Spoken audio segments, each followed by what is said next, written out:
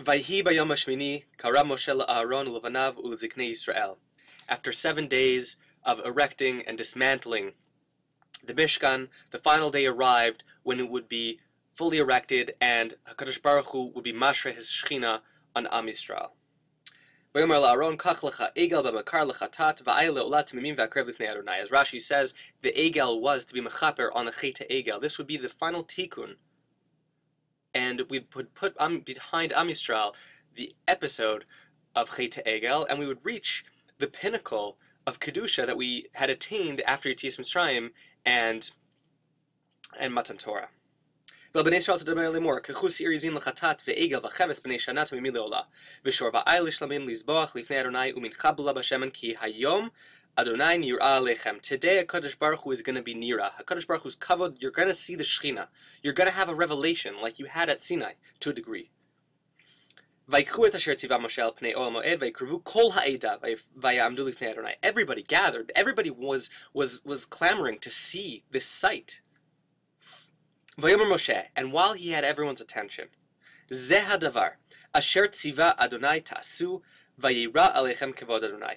And Moshe says, right before the proceedings begin, Zeh hadavar, this is the thing, asher tziva Hashem, that Hashem commanded ta'asu, that you should do, vayira alechem kevod Hashem, so that Hashem will be megala his Shechina to you. Says the Netziv, at this point, Moshe already knew that there were different sects rising up within the Jews who had their own notions of what it meant to have true dvekas to Hashem. There were so many people who had such tshuka, hislavos, a fire inside to get close to Hashem, and they had their own notions of how to achieve that status of ultimate dvekas, of being nehene miziva Shechina. As we see with Nadav and Avihu, as we see with Korach and his Ada, and the 250 men who had such a great tshuka, they just used it incorrectly. And Moshe said, I want to address this right now, before it even appears, before it even comes to fruition. I want to tell you, Zeh hadavar asher tziva Hashem. This, what we're about to do, the korbanos, this process is how you get close to Hashem, not how you prescribe it yourself, not willy-nilly, not pick and choose, not how you decide. Not your own chokhmah, as the Netziv says, "V'tia Torah kol echad biyado v'yu agudot be'avodatam." The Torah wasn't meant to be broken up into small such pieces that each person has his own Torah and his own understanding of how to get close to Hashem. Zeh hadavar asher tziva Hashem ta'asu. The Netziv says, what does this mean, ta'asu? Izeh asiya yesh bezeh. So he says, in the Herchev Davar, the Netziv says, the mashmos of Asiya is gabe dvarim. Tikun havanas hamikra v'haparsha bediktu kol kotz v'kotz lidrosh ulevar. To understand this whole parsha of Tetzaveh, of the Yemei Miluim, and specifically the Yom Shmini, the process, the order of the korbanos and how they're given, and the pnimius of all the avodah that's happening and what's happening in the worlds above.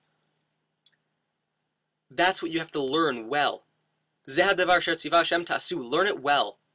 Put each thing in its place. Categorize each thing. Understand it completely. Ubisha shera'a Moshe Rabbeinu sheYisrael lehutim lekayim avodas hakorbanos shetzivatam. Everybody's giddy. They want to see the sight. Ve'amudim ve'omdim tzfufim umekhavim liros zeh ha'inyan hanifla shel hizgalos hashchina. Amar Yisrael, im zeh hadavar shetziva Hashem ta'asu, hainu, shetidaktiku harbe b'dvar Hashem, ad ta'amidu dvar Hashem al matkunato, kemo shenina b'Sinai, as clear as was given in Sinai. Az vayira lechem kvod Hashem, gam b'li hachanazo shel korbanos. Just learning it well, learning the exact parameters of this process of Yom HaShmini, that's what will bring you closest to Hashem, day in, day out, beyond just Yom HaShmini. But the Torah's way, the Torah's version, not your own notions, not your own chachma, not your own ideas. Later in the parsha, when it comes to telling us which animals are kosher and which are unkosher, specifically the behemoths, we're told of 4 unique animals that have either one of, they chew their cud or they have split hooves. Now the ones that chew their cud but they do not have split hooves are the shafan, the arnevet, and the gamal.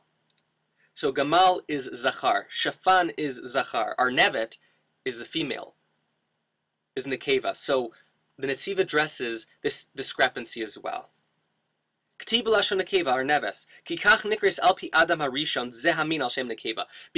the names that are given in the Chumash, in the Sefer Torah, are the names that Adam gave them. Al pi lashon hakodesh, Adam had this understanding of the otios, of the aleph beis, which are so diverse, so unique, so multifaceted. They can be used in so many ways. There's atbash and there's gematria, backwards, forwards. The way the tevas are drawn, there's so much meaning behind them. And Adam knew what each letter and how the letters came together, what they represented. And he looked at an animal and he saw a unique action that represented them, and that was how he named the animals. And the animal whose action was most obvious based on the sex, so if that action that defined this animal, like the shafan, was more seen in the male, so it was named after the male. But if it was more apparent, the action, where it gets its name from, is in the female, so it got the female name. Because Adam named them based on the pneumius of their actions.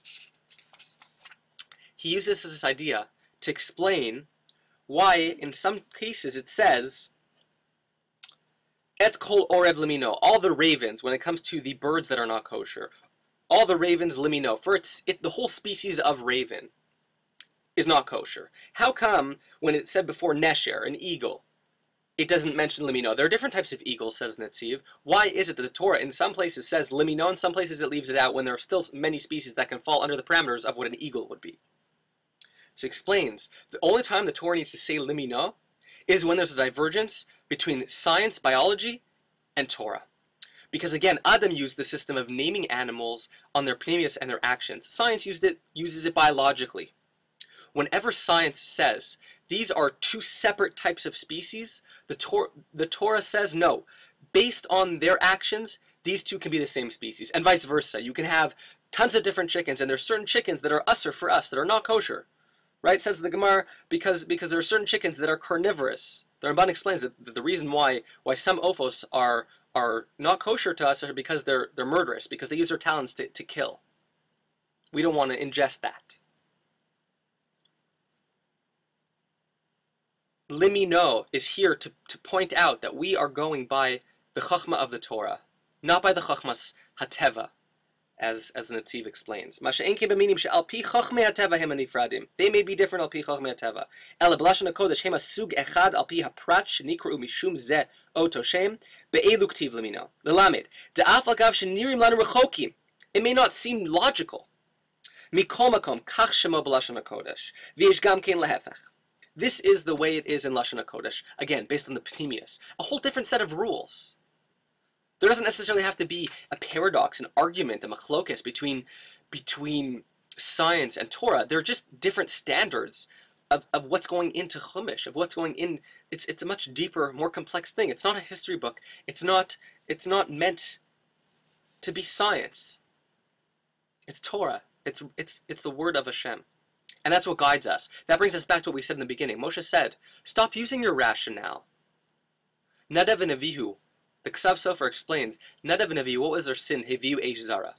A very common explanation is the Eish Zara, they had the burning desire to get close to Hashem. And they had their own ideas. So the Midrash gives a couple things of what their ideas were. One Midrash is, they decided not to marry. Not to have kids. Another Midrash says that they were looking at Moshe and Aaron leading the nation, and they're standing in between. Nadav and Avihu are standing in between, and then the nation behind them. And they were looking at Moshe and Aaron, saying, "When are we gonna take their places?"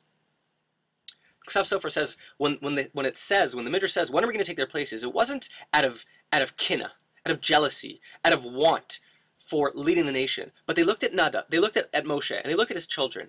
And Moshe, didn't do a great job in their minds of raising his children. His children didn't grow up to be the next leaders of Am Yisrael. And Aaron did too good of a job of raising his children, tzaddikim, but it came at the cost of leading a nation. And they said, we want to lead a nation, and we don't want that to come at the expense of bad children, so we're just not going to have any children. And the Kadosh Baruch Hu says, and he said it to Chizkiah as well, who didn't want to have Rishaim, because he saw in the future he was going to have Rishaim, and he was getting sick. He went to the Navi, and the Navi said, you have to have kids. They're going to be Rishaim. So what? The Kadosh Baruch Hu says you have to have kids. We are not beyond the word of Kadosh Baruch Hu, based on what we think. And his children went on to be Rishaim, but that wasn't the point. You do Ratzon Hashem. Not of a Navi who said, we have our own way. Noble, yes, but not the prescription of the Torah. At the end, towards the end of the parsha, we actually reach Chatzia Torah Ba'otios. Kol holech al gachon, everything that goes on its stomach, on its belly. V'kol holech al arbat, everything that goes on 4 legs. Ad kol marbe rabglaim, up until centipedes, millipedes. L'chol hasheretz al ha'aretz, lo tachlum ki sheketzim. Those are all shekets. That is shekets. Why specifically, at this point, Gachon, the Vav of Gachon is big. That's what symbolizes exact half of the Torah in Otios. Explains the Belzer Rav.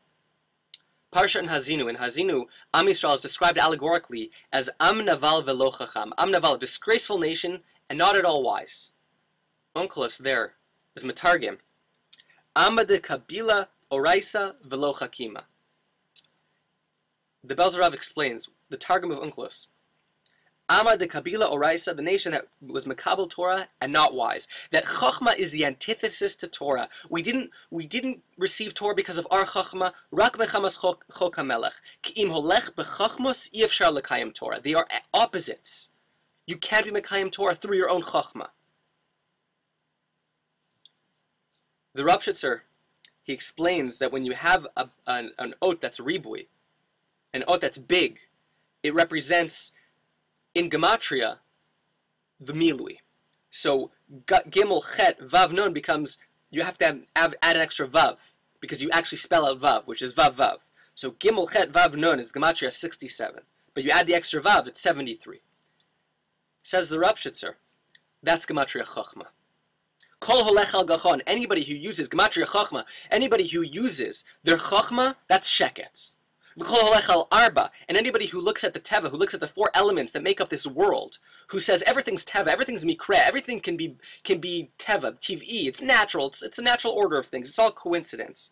Ad kol marbe raglaim, he'll bring raglaim ladavar, he'll bring rationale and logic into his argument against Torah. That's all Shekets. That's not how we were Makabel Torah.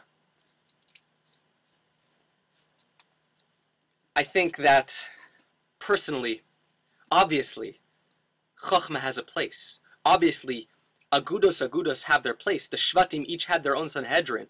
Even when we left Mitzrayim, when we just celebrated the Kriyas Yamsuf, and the Midrash says that there were 12 different Kriyas. Each Shevet went in their own way, had their own path marked out for them. We have different Torahs. We have laws that guide us in how we learn our Torah, and we use our cup to learn Gemara, which requires the ultimate Chachma. But we start bringing in our rationale when it comes to why it is that we don't have to follow the Torah. Noah couldn't have happened, and therefore I don't have to follow Torah. Or following the Torah makes me unhealthy. We have a problem there.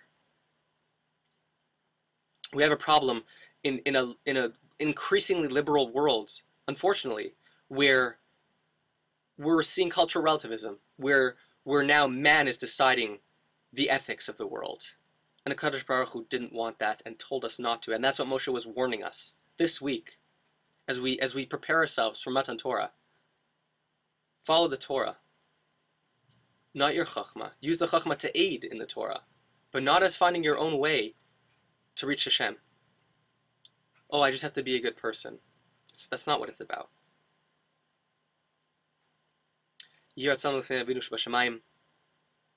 That we should be zocheh to understand the Torah completely, and that we should be inspired, motivated, and enjoy fulfilling it.